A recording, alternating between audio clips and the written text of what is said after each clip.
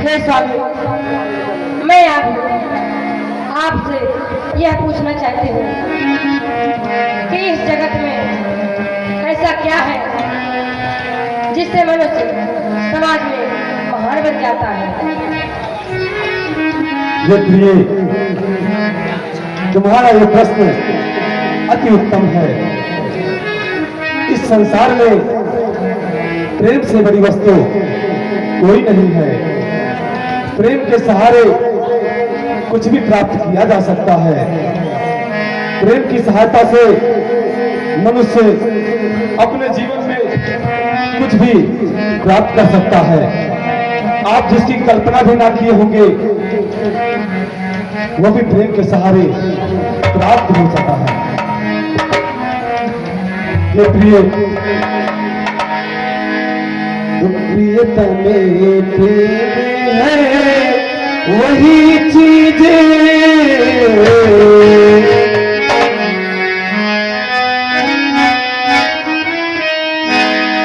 प्रेम है वही चीज जिसका इस तरह जीवन है।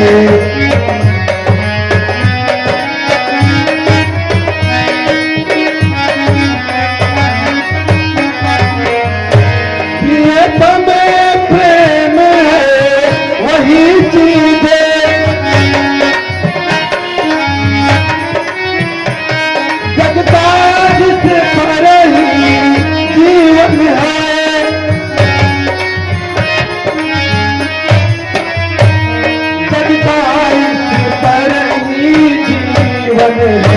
लाता है तारी आखिरी से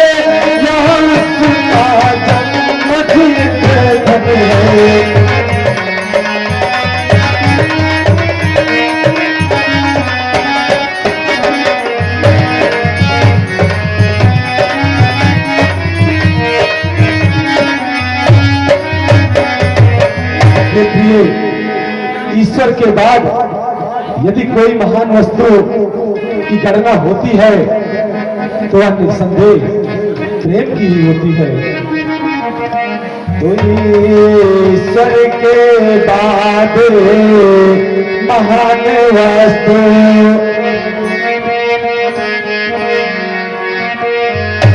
ईश्वर के बाद महान वस्तु यदि कोई समझी जाती है।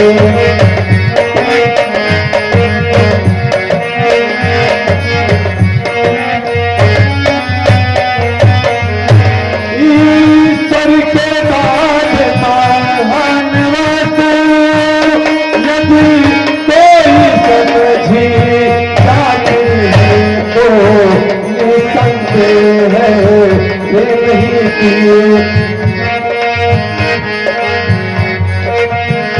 तो निसंदेह है नहीं की निसंदेह गिनने आती है।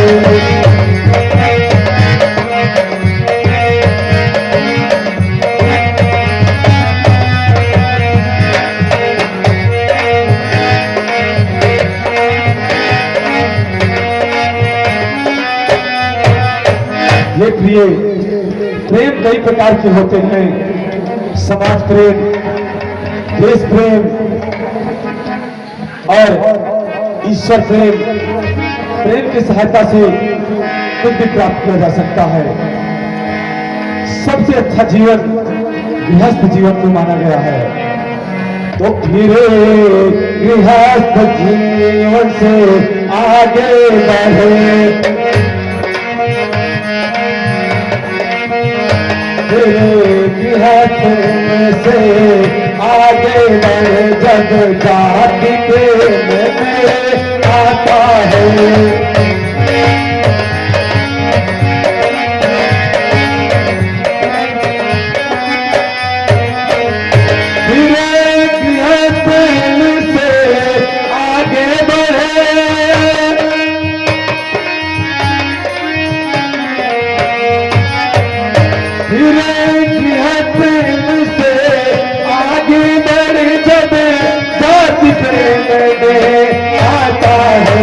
मिलता है विस्तृत मार्ग कभी,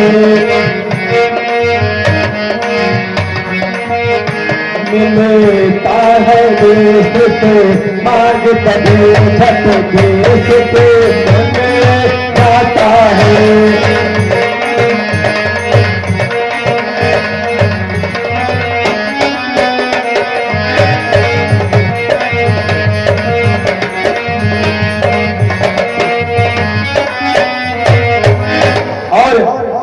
आगे जब विश्व प्रेम में जाता है इंसान, तभी उसको सच्चे प्रेम की अनुभूति होती है।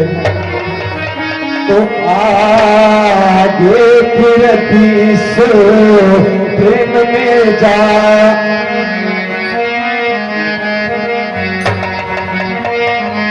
आगे फिर विश्व प्रेम में जा, जब जाति प्रेम में आया है।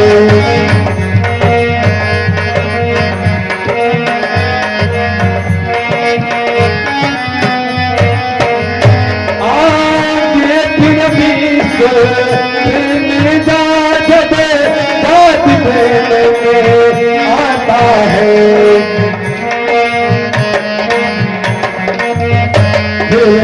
इतने चक्कर के बाद, फिर इतने चक्कर के बाद अपना आप सब पाया है।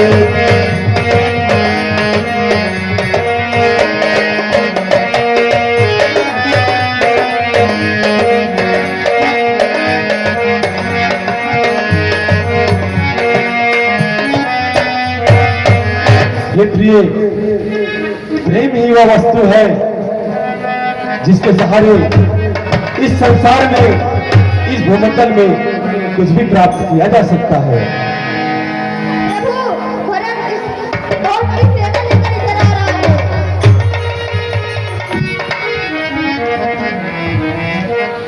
हे भैया, आज तक आपके इस अनुज ने आपकी किसी भी बात का उल्लंघन नहीं किया है, लेकिन आपका यह अनुज आज आपसे सिर्फ इतनी बातें कहना चाहता है मेरे भाई। तो हे नाथ रोकते रहे सवाल, अरे आज रोकना नहीं मुझे, और सौगंध आपको है मेरी, इस समय टोकना नहीं मुझे।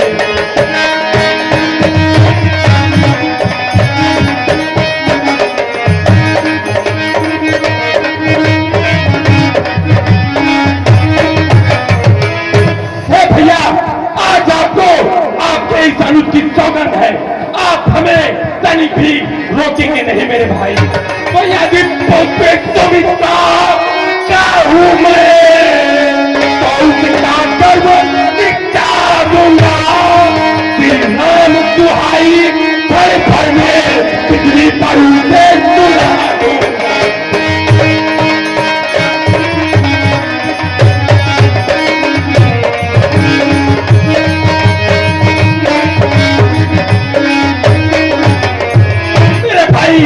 जब हमने सीधी तरह से उसके राज्य को त्याग कर दिया है, फिर भी वह हमारे पीछे पड़ा है, यानी कि उसका इरादा साफ है, वो हम दोनों भाइयों के प्राण लेना चाहता है मेरे भाई।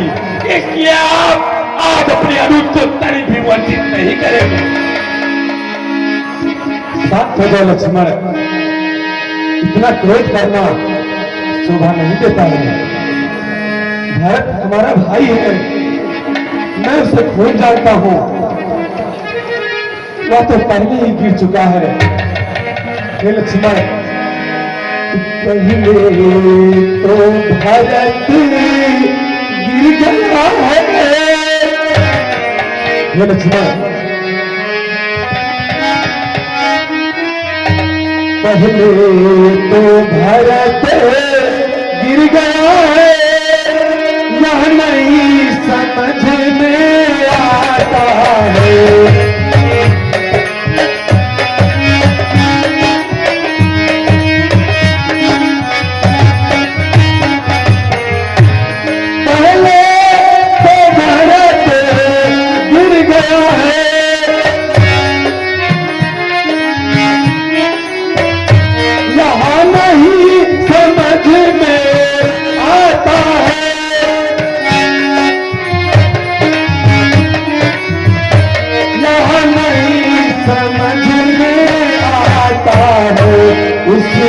जैसा तो सुशील भाई सब जगह न पाया जाता है।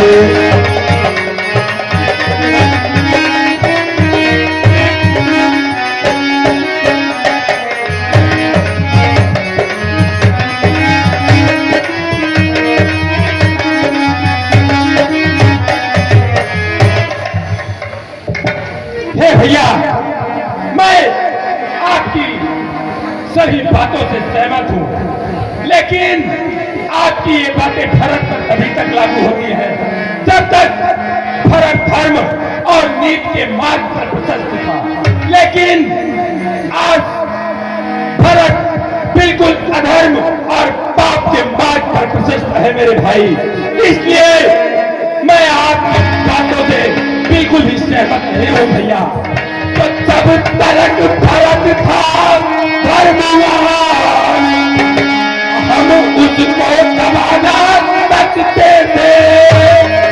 मैं क्या तो लक्ष्मण भी उसको लड़ने में हरा न सकते थे।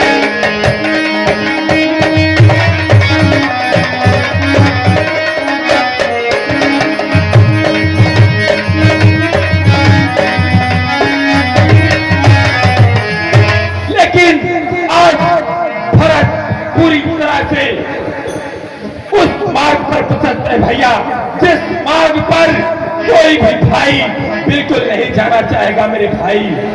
इसलिए आज आप अपने अनुज को बिल्कुल भी वंचित नहीं करेंगे। या तो या प्राण शत्रुओं पर भाई पर हो जाएगा, आज ताज की सेवा में बलिदान प्राण हो जाएगा।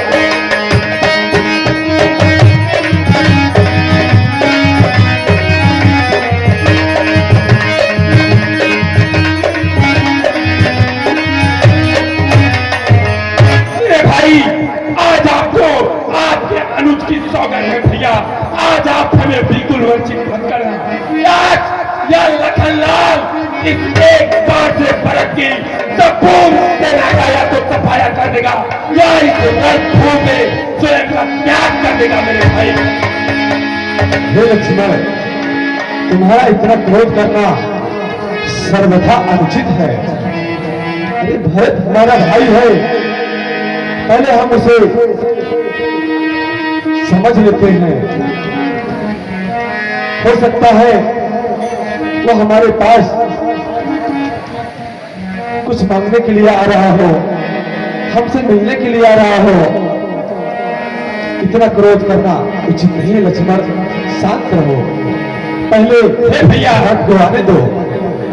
मैं आपकी बातों का कदाचित उल्लंघन बिल्कुल नहीं करना चाहता, लेकिन भरत के इरादे हमें साफ पता चल रहे हैं मेरे भाई। फिर भी यदि आप ऐसा सोच रहे हैं तो फिर जैसा आप उचित समझे भैया। भरत चले